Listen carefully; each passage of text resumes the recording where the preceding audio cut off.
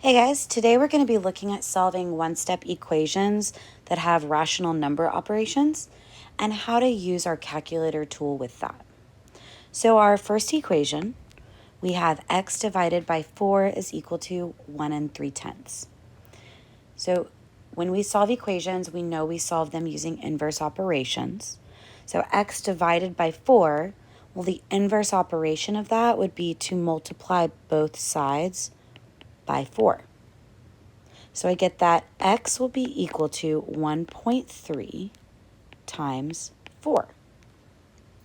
And so we'll want to take our calculator and enter 1.3 times 4. So I'm going to use Desmos as an example. So 1.3 times 4, and I get my solution of 5 2/10. So x will equal 5 2/10 right here. My second equation is 1 5/10 or 1.5x time is equal to 6. So again, x is being multiplied by 1.5. So the inverse operation of that would be to divide both sides by 1.5. So I get that x is equal to 6 divided by 1.5, which I can go put that in the calculator. So I'm going to go 6 divided by 1.5. Notice that when I put in division, it showed it as a fraction. Fraction is another way to show division for us. So 6 divided by 1.5 gives us positive 4.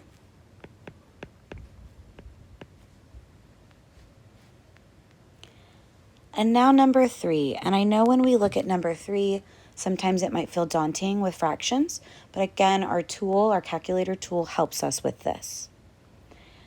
X plus 2 2/3 is equal to 4 1/6. We're going to look at this like any other equation, where I know that I would need to create zero pairs. The zero pair of a positive 2 2/3 would be a negative 2 2/3. So I would subtract 2 2/3 from both sides.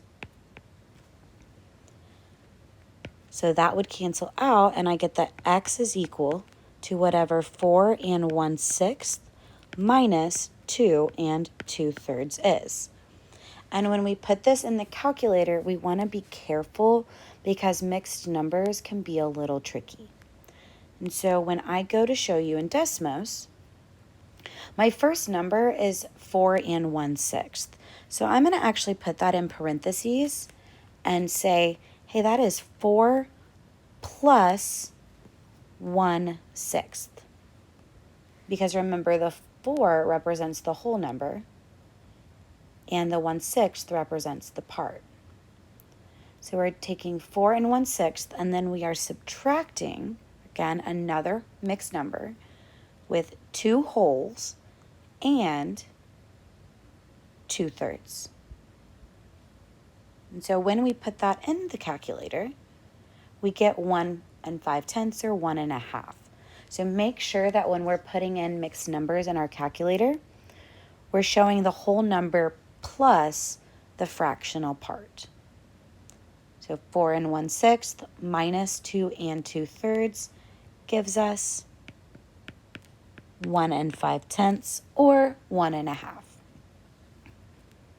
This last one, number 4, we have x plus 3 15/100 is equal to 5 1/10. So again, very similar to the question we just did.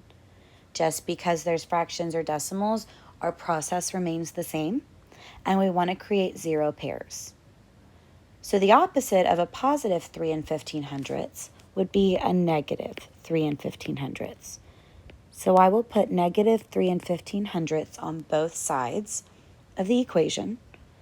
And when I simplify that, that tells me that x will be equal to whatever 5 1/10 minus 3 15/100 is. So I'm going to go to my calculator, And I'm going to say 5 and 1/10 minus 3 and 15 hundredths. And I get 1 and 95 hundredths as my solution. So x is equal to 1 and 95 hundredths.